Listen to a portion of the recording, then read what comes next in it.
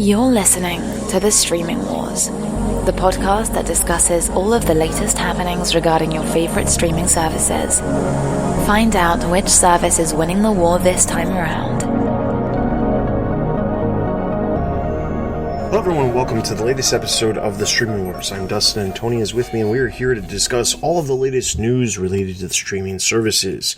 We have a little bit of news and a couple of discussion points that we're going to try to get to if time permits, but we are discussing everything from December 10th through the 16th, and this is actually going to be the last streaming service focused episode that we're going to be having this year in 2019. We'll be back in the new year with a new episode, but we're going to take 2 weeks off, so this is the last one. So we're going to try to cover everything that has happened up to this point, and then when we get back in 2 weeks, you'll hear us and we'll have some new stuff to discuss hypothetically. Generally, there's not a ton of news that happens during the holidays, but we'll see what happens. But let's start off with the first one. John Stankey has said that HBO Max will differ from Disney Plus greatly, specifically because their content library isn't that deep, and HBO Max will in fact reach the whole family, not just select members of the family. This was posted over on Deadline, but the gist of the article is basically him saying he's not trying to knock Disney Plus in any way, shape, or form. They've been very successful. He admires the fact that they've had success, but he specifically has said that they have a problem, and the problem is that they are not a service that does not cater to everybody. And to be obviously, we tend to say this a lot. We are very big fans of what HBO Max hypothetically will be when it launches, but we don't knock Disney Plus either because, we both have Disney Plus. But the catch is, one of our main complaints about Disney Plus is the lack of content geared towards the adults. Not necessarily rated R material, but the content that they actually have that's new content that people are going to want to watch is not very deep. Honestly, out of the stuff that they've released initially, from the first batch of content they've released, you've got The Mandalorian, which is big profile and is the series that everyone's talking about when it comes to Disney Plus. But there's only a couple of other ones that are not geared towards the younger audience, meaning kids or teenagers. There's only about 2 other ones, and even those kind of are all ages type material, with Encore and the Jeff Goldblum show are the only 2 that that adults could get something out of, but are not geared specifically for them. Now, I've got kids who like watching The Mandalorian, so there's no question about that, and there's nothing that's happened in The Mandalorian that you would question whether or not you could have your kids watch it. But at the same time, there's just not a lot of content. So it goes back to the huge focus for HBO Max back in October when they had their investor presentation was the fact that they were actually going to be aiming to hit all 4 of those demographic quadrants that they kept talking on. They kept referring back to that over and over again, and the reason why is specifically because they want everyone to know that this is a service that will cater an entire family. Older people, younger people, middle-aged people, men, women. They're creating content specifically for anything that they aren't currently creating that appeals to one of those audiences. They are going to be creating content for that audience in the future for HBO Max. So while HBO has a tendency, the demographics for HBO proper have a tendency to be a little bit higher in age and be a little bit geared more towards men rather than women, they're trying to correct that with a lot of the shows. That's why some of the shows that we've heard are skewing younger and skewing more female than male, and that's specifically to even the amount of content that they're able to offer out. So there's not a whole lot of news here. It was a headline that everyone had to talk about because he's calling Disney Plus out for not being a full family service, and that's not something that we haven't already talked about. It was just something that I guess the media needed to do because he was calling them out. I feel like this is the most diplomatic way to smack talk a company. In this one moment, and then from other moments that we've seen him in different podcasts in different forms and whatnot, he really does appreciate Disney Plus and how kind of a rising tide lifts all boats, and how Disney Plus success isn't going to negatively hurt, HBO's success. It's not going to negatively hurt that. It's going to be a plus. But they have to differentiate their product from their competitor. The biggest lacking for Disney Plus is the fact of the lack of more quote unquote adult content. That's where, I think it's going to be pretty obvious that, HBO Max is going to really shine at that. It's going to have a lot more content just aimed at an older audience. And there's going to be a lot more older people watching than younger people. So it is smack talk, but in like the most polite sense. They have to differentiate from their competitor, and it makes complete sense, I guess. So it's like sort of a headline, it's sort of not, and it's sort of new, but it's not really new information. So they're gonna have to do what they're gonna have to do. Exactly, and honestly, that's the reality of it. All right, so the next bit of news comes real quick. This is something I'm bringing this up not because it pertains a whole lot to streaming services, but this news article introduced me to a very wide range of possibilities that I was unaware that even existed. So there was a news story that popped up saying that Lego has launched their a streaming video app, and I was like, oh, that's interesting. I could have swore that Lego already had content available on YouTube, and I thought they had content that you could watch on their own website. And I was like, okay. So I read the article, and it said that their new app would be available on Roku's, Fire TVs, and Apple TVs. And I was like, oh, okay. So I boot up the Roku, and I check it out, and there it is. And it's basically the exact same content that you'd actually see on YouTube. The vast majority of the content that's actually available through the streaming app is content that was previously already preloaded onto their YouTube channel. The difference, however, is that there's this thing going on right now with YouTube, if you're unaware, specifically focused on channels that deal with children's content. It's called COPA, and it basically is YouTube has been collecting data on viewers of their content specifically to sell ads back to the viewers of these videos. Well, it turns out YouTube is intended for people 13 or over, but as most people know, YouTube is not a place where only 13 and old children and older are watching YouTube. Pretty much everybody watches YouTube. While YouTube has tried to do a YouTube Kids, it hasn't been very successful. Long story short, the government, the FTC, actually cracked down on YouTube and said, listen, you can't be collecting data on these kids, even if they're saying they're not kids. You can't be doing this. So YouTube has decided that they need to crack down on some of the channels that are geared towards children and produce content that is meant for children, not for people who are 13 years and older. The catch, of course, is that means the advertising dollars for some of those channels are going to go down.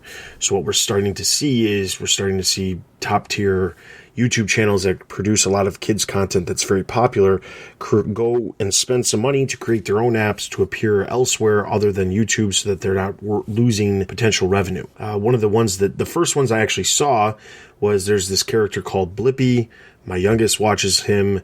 It's a guy who just basically shows kids different, a children's museum and goes through and gives a tour or goes to indoor playground or something like that. But he's very popular, millions and millions and millions of views on YouTube. Well, he has his own app now too. And basically Roku, that's where Roku's actually making a lot of their money, which we've talked about in the past, is they're going in deals with these companies who are creating their own apps, and Roku is selling the ad space for them and then splitting the revenue between the content creator and themselves. And that's how Roku has been making a lot of money and why they are so profitable without having to do a whole lot of work. So Lego just happens to be getting in on this as well, and there's a ton of other ones. I was looking, and there's anything that you could imagine that's very popular on YouTube for kids has its own app on Roku. And I don't personally have an Amazon Fire TV or an Apple TV to try it out, but I assume it's probably the same on all of these different devices. And it's just these major brands or major content creators getting around the fact that YouTube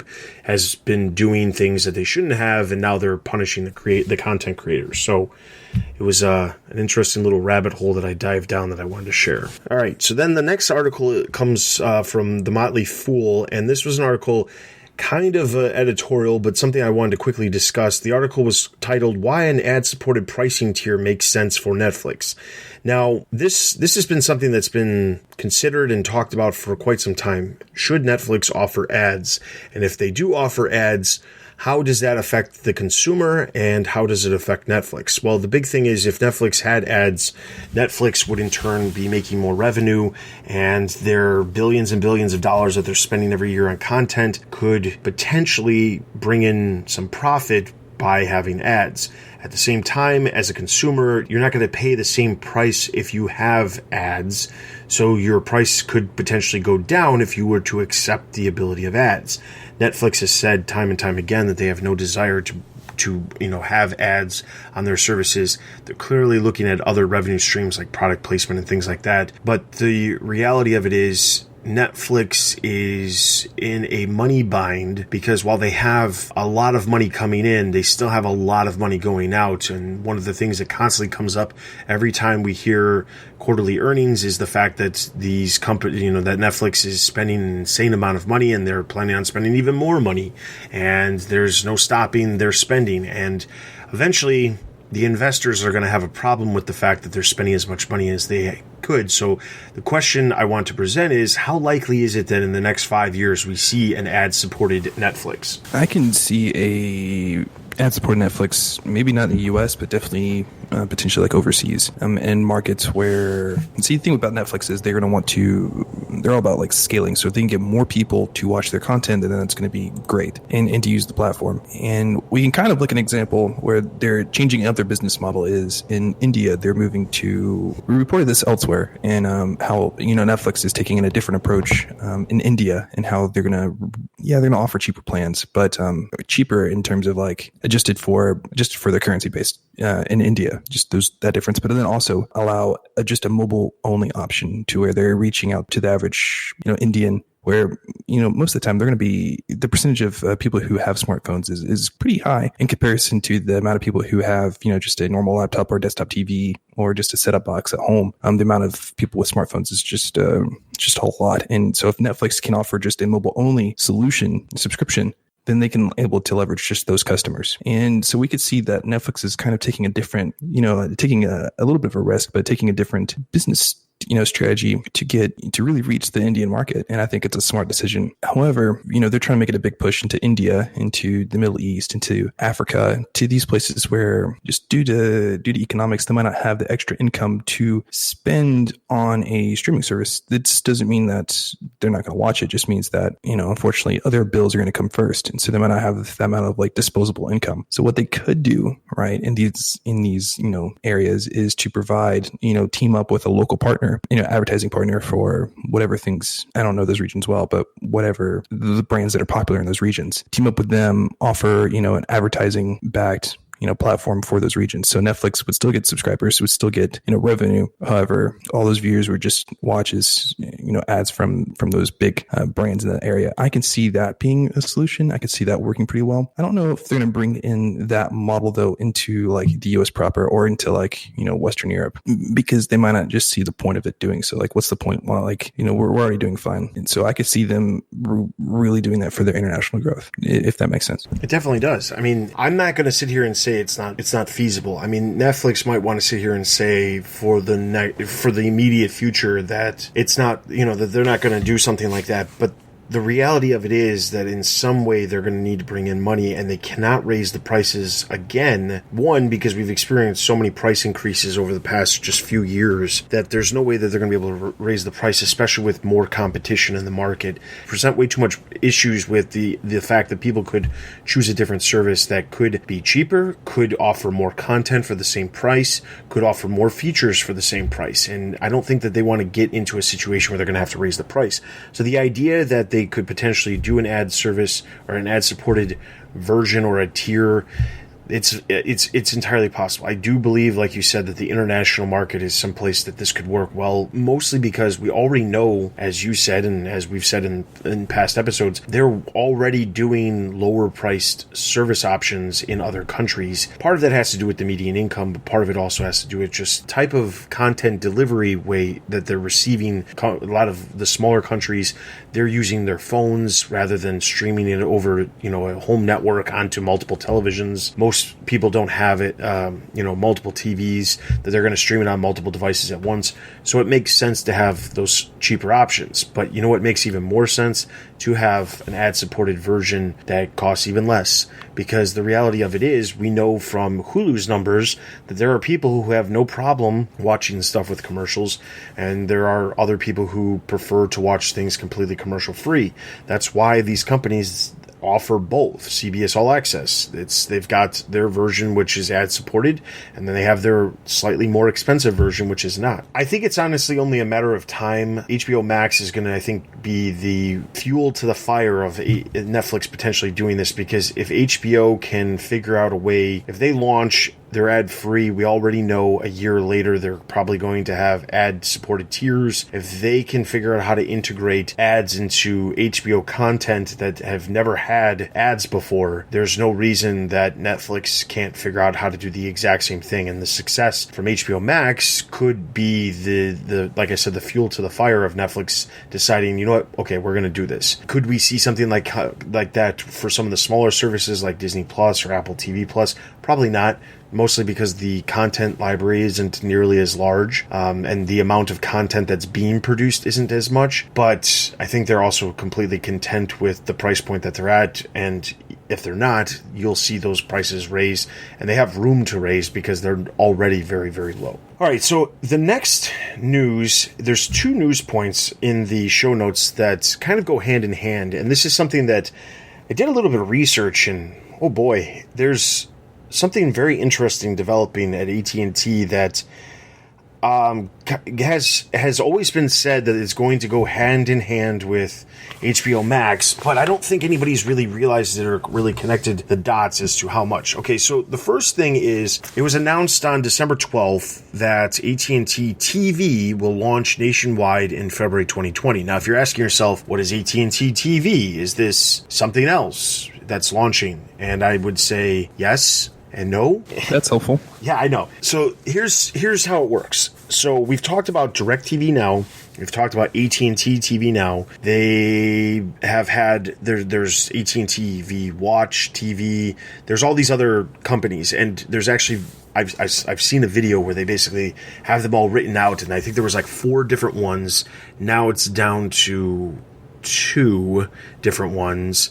And so basically they announced that as of February 2020, AT&T TV, which will be the new live TV option that's coming from AT&T, similar in the vein of YouTube TV or Hulu Live, that is coming nationwide 2020. It has already actually launched in select markets, not very many markets, but it has actually launched markets, and I actually have in front of me a list. It's currently only available in Riverside and Orange in California, Fort Lauderdale, Miami, Topeka, and Wichita and Kansas, Minneapolis, St. Louis, and Springfield in Missouri, New York City, Corpus Christi, El Paso, Odessa in Texas, and Seattle and Tacoma in Washington. So those are the only areas it's actually available in. Now, there's been plenty of talk about this service in general, and I think there's been a lot of confusion because there is so many other versions of what AT&T has offered.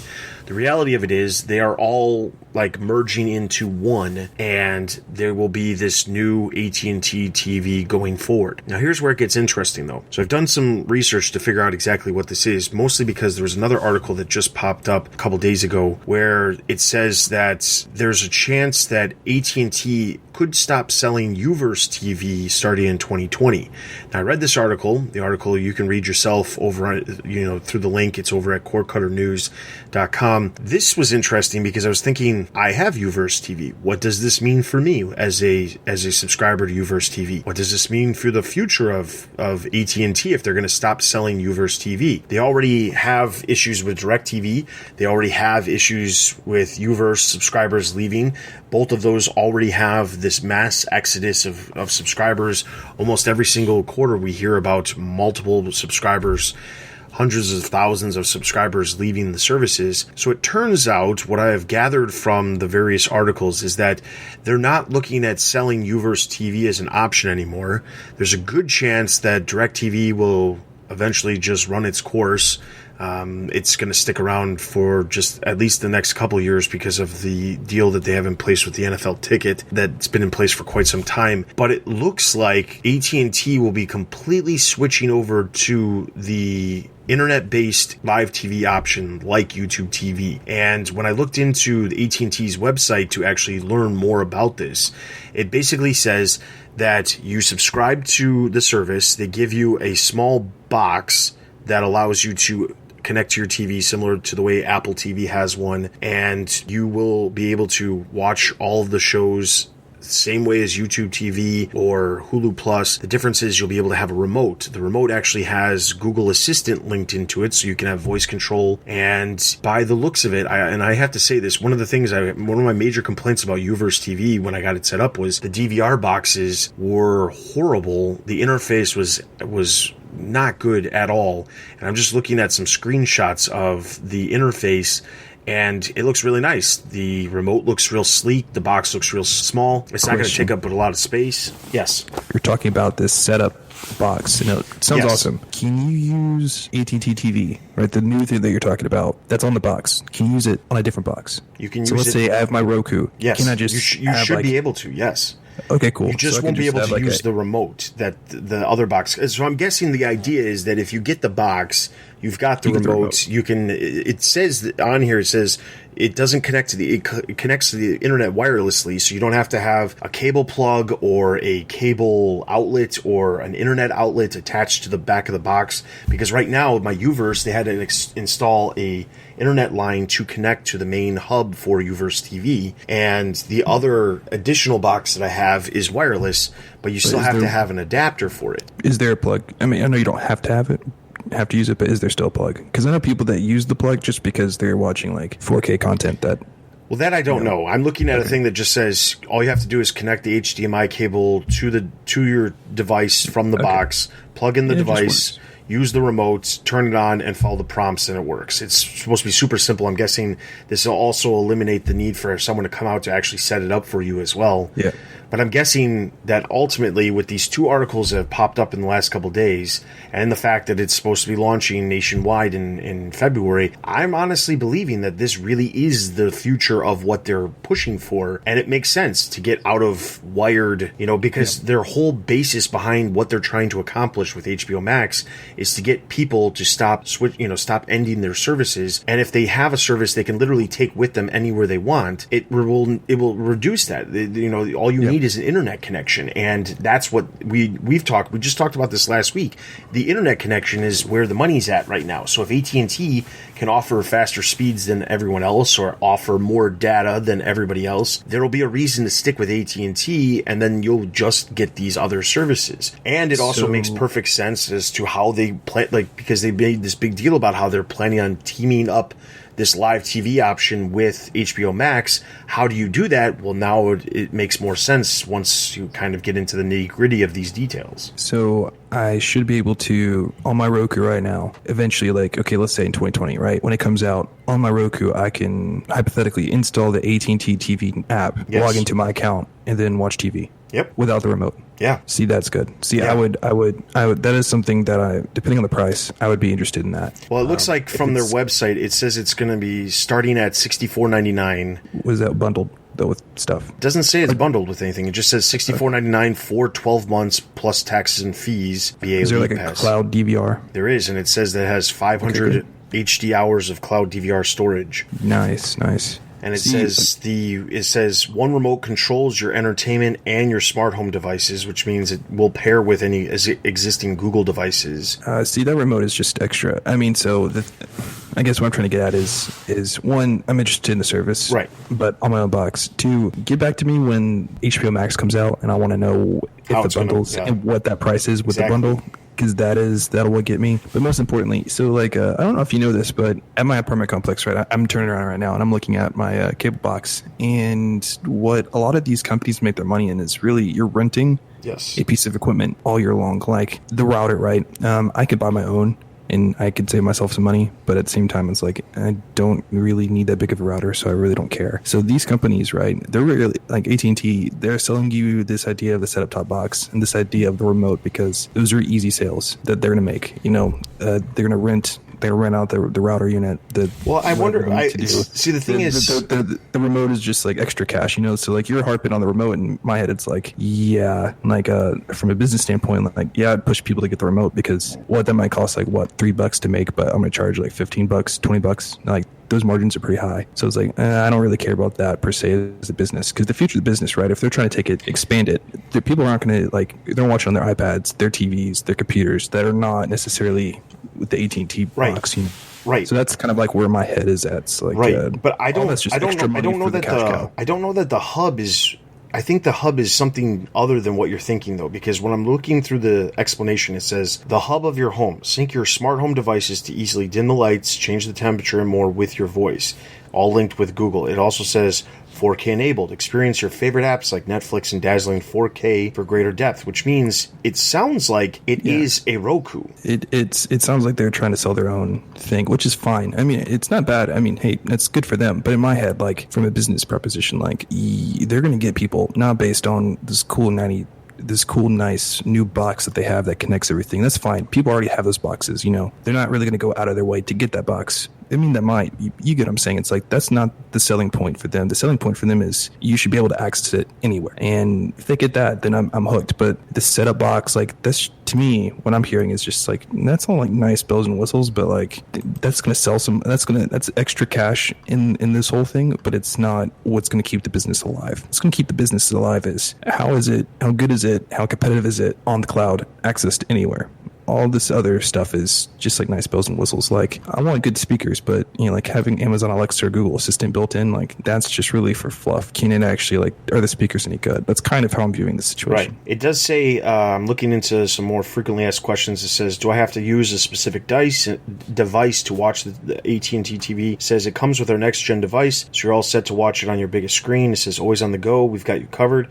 Just download the AT&T TV app onto your mobile device or tablet so you can stream anytime, anywhere. But it didn't answer. It doesn't. Yeah, I'm looking to see if there's a question about some. It says, can I watch on other devices? You can stream AT&T TV anytime, anywhere. Just download the app on your favorite mobile device. Plus, you can watch on. It doesn't go into details on other potential devices. Yeah. It does say that you will be able to have. It says, plus you can watch up to 3 different shows on up to 3 different devices at the same time. So you get 3 concurrent streams. I mean, I would imagine if it's. I imagine it would be available anywhere that YouTube TV would be available in the future. I can't imagine why it wouldn't, because while yes, they want to push the hardware, which is a huge benefit by itself to me. I mean, I find a use for that, but I understand where you're coming from with the intent that you don't need to have it. Can I just use what I already have? And for them, that's actually better for them, because then they don't have to worry about the hardware costs associated with it too. Of course, if they're charging for the box, then it's a whole different conversation. But if you can just subscribe to the service and have the ability to do all of this stuff, that would be pretty nice. I mean, and the plus side is that might mean I could get out of my Uverse contract early without having to worry about canceling anything. Oh, actually, this is a really important question. When I sign up for AT&T TV, will I be signing a contract, or is it just because you said 12 months for this price? I think the thing is, the 12 months, I think, is because of that device. The thing is, what I'm looking at here, it says, learn more about the devices and features. It says, in order to get the discounted price, I think, and to get that device, you have to sign up for 12 months. But I'm not seeing anything that says... I'm not seeing anything that says no satellite dish or appointment necessary. Plug it in, turn it on. It doesn't specifically say anything about whether or not you have to be locked in. The only thing I'm seeing regarding the amount of time is it does say, in order for that $64.99 price, it has to be for 12 months. And it says with 24-month agreement, price is higher in second year. Regional sports fee is up to $8.49 per month is extra. It doesn't say what the price would be if you didn't have it. So gotcha.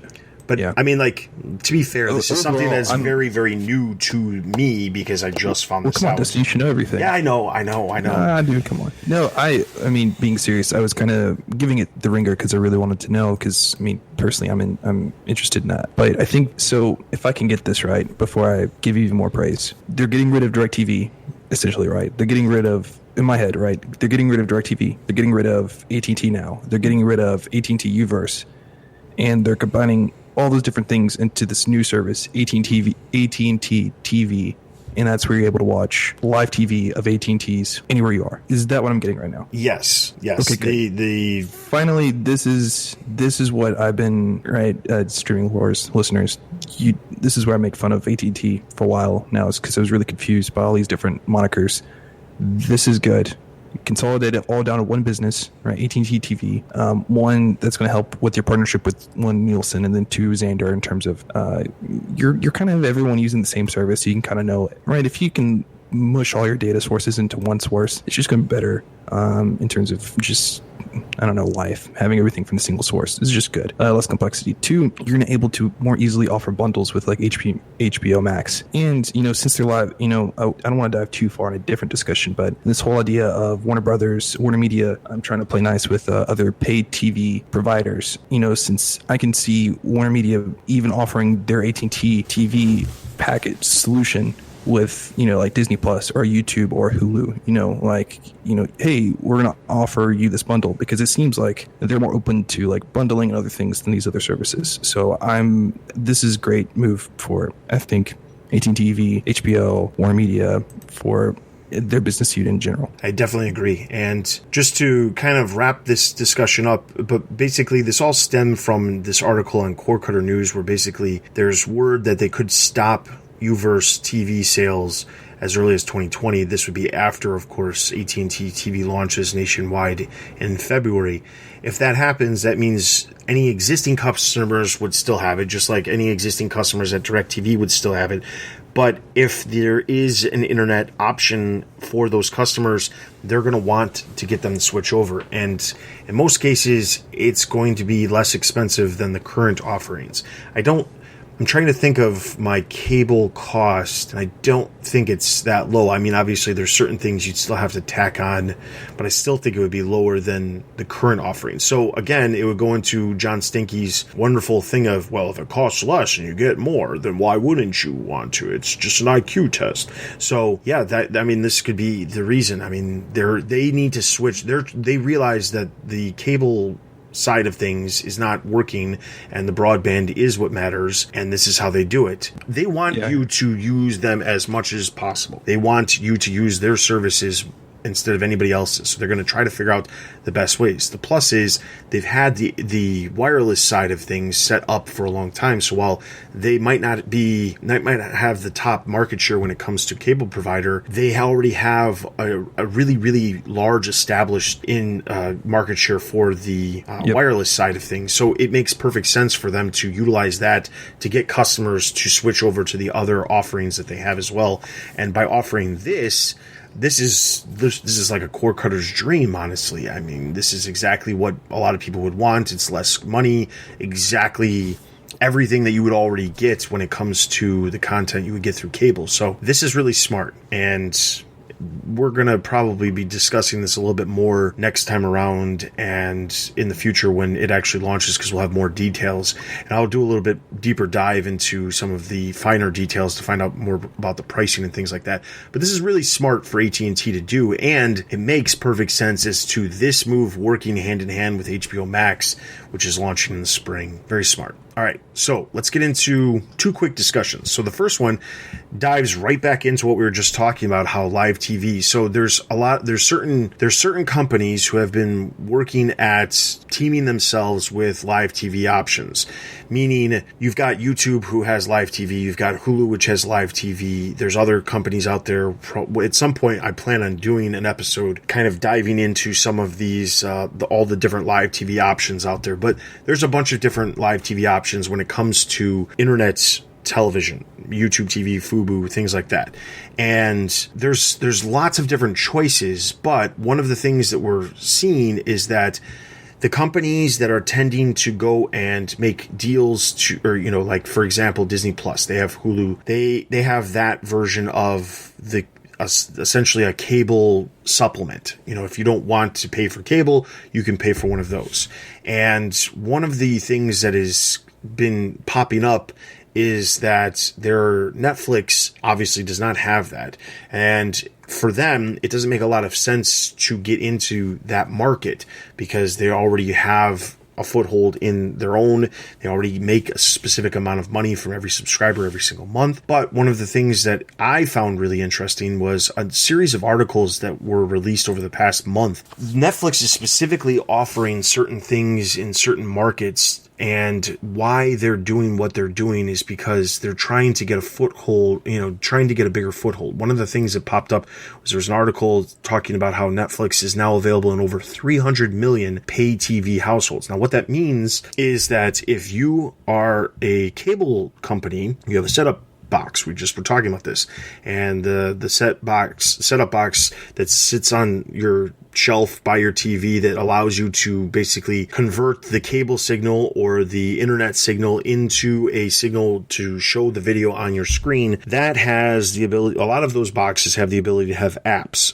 There's very few cable companies who have not updated their boxes so that they have apps. But one of the things I remember as a Comcast customer years ago was that it was a big deal when Netflix was added to Comcast boxes, because it was like, you would think that Comcast wouldn't want Netflix on there, but technically they're in different markets, so it's not really, they're not really like competing with each other than just having content. But this also goes in line with the idea of how HBO has existed for all the years, about how they're a paid service that through the cable companies you still have to subscribe through it, and just recently they've gone the route of having like the HBO Now where you can get it by itself, where you don't have to go through a cable company. But the cable companies were getting money from that.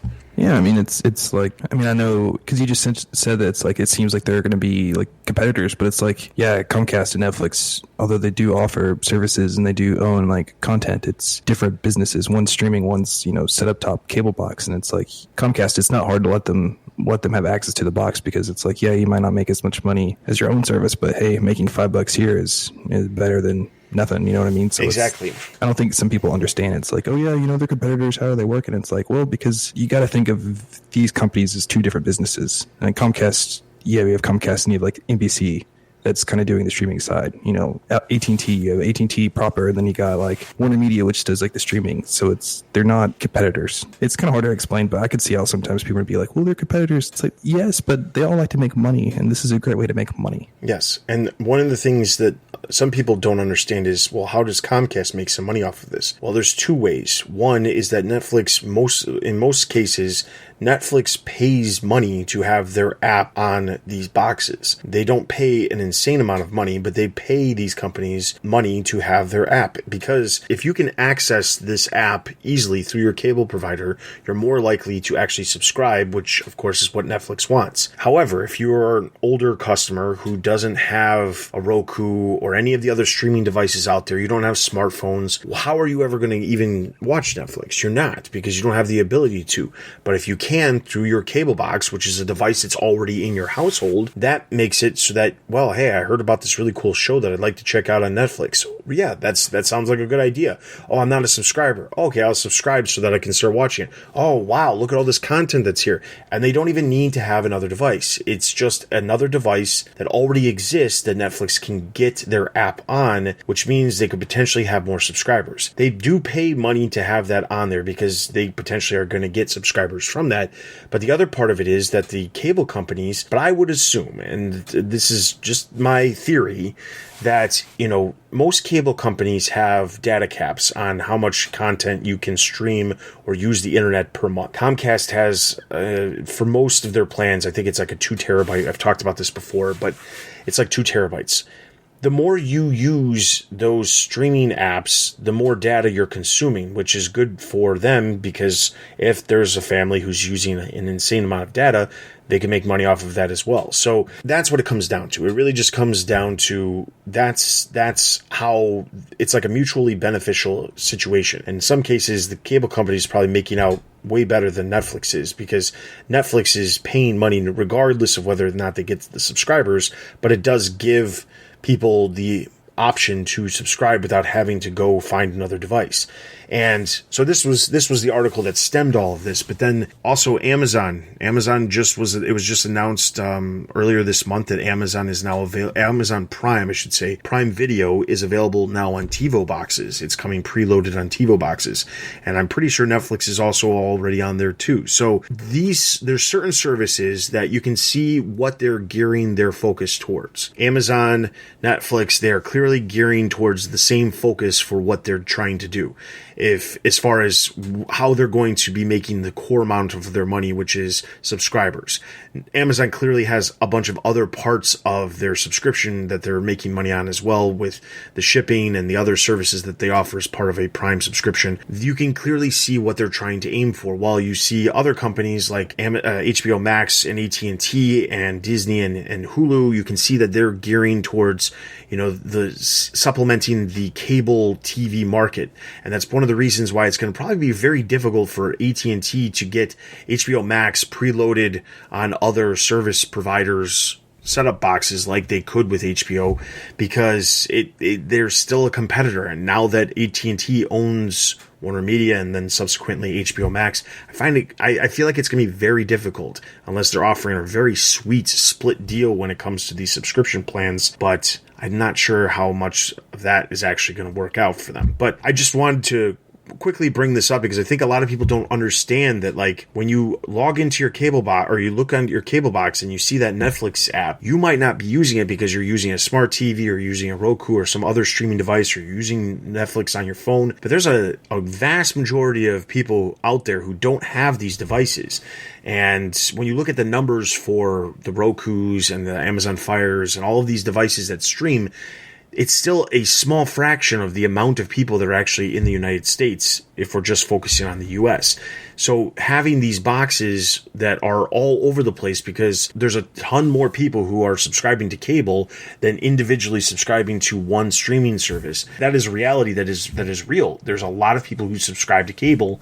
So to get an app on there means that these streaming services could have a whole nother customer, and that's important to them. So that's a quick discussion I just wanted to bring up.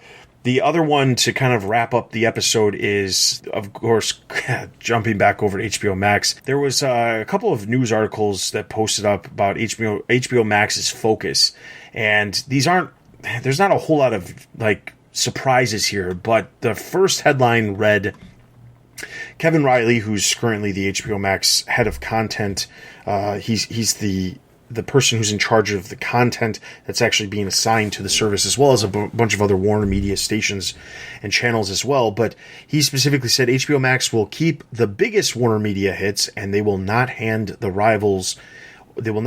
over to rivals with, as a club to beat us with. Meaning, basically, any major movie that Warner Media produces, expect to find it on HBO Max. You're not going to find it on Netflix. You're not going to find it on Prime Video. You're going to find it on HBO Max, because those films they're putting effort into, they're putting marketing into, and that will help their service in the long run by having those on their service. So they were basically saying that. Same thing with shows. If they're creating new shows that are hits, they are going to not be signing deals to have them stream anywhere else but HBO Max, for the foreseeable future. That's not to say that they won't have other content that will be available elsewhere, but they're thinking immediately, presently, we need content and we need the hits for us. That's also one of the reasons why they're bringing Friends back to their service. They're bringing, Big Bang Theory. Those are two really big sitcoms that they have for, that they're part of the Warner Media library of content, but also very big hits that they could potentially have made a ton of money if they licensed them out somewhere else. But that doesn't help them for what they're trying to accomplish with HBO Max and getting, the subscriber base. They could ultimately make way more money from a substantial subscriber number compared to the licensing as time progresses. That's not an immediate thing, but that is something that is very realistic in the long term. So you have to think about long term. The other article was talking about the key aspect of AT&T's video strategy. This was the CFO talking about what HBO Max means to them. And I'm not going to go into a lot of this, but they basically said a lot of what they've been dealing with is their pay TV business, which means their cable television, DirecTV, Uverse. That stuff has been suffering very badly, and they need to figure out new ways of engaging the customers to stop unsubscribing. And one of the ways they're doing that is with HBO Max. But more importantly, as we were just talking about with AT&T TV, if they actually have a really reasonable bundle for AT&T TV, the live TV option that's internet only, along with HBO Max, that could also really help them and boost their numbers. And that's what they need to have, because as we've seen through the quarterly earnings, they keep losing subscribers. Investors are frustrated because they're losing subscribers. So they need a solution, and this is what they're going to be doing. So they have a plan, and even though they've not been very great about showing the big picture of everything, if you start to put the puzzle pieces together, you can start to see the big picture. All right, so with all that being said, that is going to wrap up this episode. I wanted to encourage everybody to head over to the website. You can check out the release calendar for all the content that is coming in the near future to all the streaming services. You can also check out the full list of all the show notes. Sometimes different podcast networks, they have a limit on how much the show notes can actually be. So if you don't see all the show notes, either on YouTube or wherever you're listening to the podcast, you can definitely head over to the site and you can find the show notes available over there. In addition to that, you can follow us on Twitter and join our Discord to see all the articles that we are talking about here on the podcast, as well as other articles that we just come across that we find very interesting related to the streaming wars. In addition to that, you can also follow us on Instagram for all latest announcements related to new episodes. Definitely, if you haven't subscribed or if you're not following us on Instagram, please do, because that's where you'll find out in the next 2 weeks when there's new episodes, because they're not necessarily going to be posting on our typical Tuesday and Friday schedule because of the holidays and when they're happening. So be sure to follow us on Twitter and on Instagram, and you'll find out when we have new episodes. But if you're subscribed to any of the podcast platforms that we have the podcast on, as well as if you're subscribed to us on YouTube, you'll see the new episodes as they drop. But we do plan on releasing an additional 4 episodes over the course of the next 2 weeks while we are taking a break. You can leave us reviews on iTunes or wherever you're listening to the podcast. Those are always greatly appreciated. And be sure to send us an email at thestreamingwars@gmail.com. So for Tony and myself, we wish you guys a great holiday, and we'll see you guys in 2 weeks. Thanks for listening to The Streaming Wars. Check us out on Twitter and Instagram. Also consider supporting us on Patreon. Links can be found at thestreamingwars.io.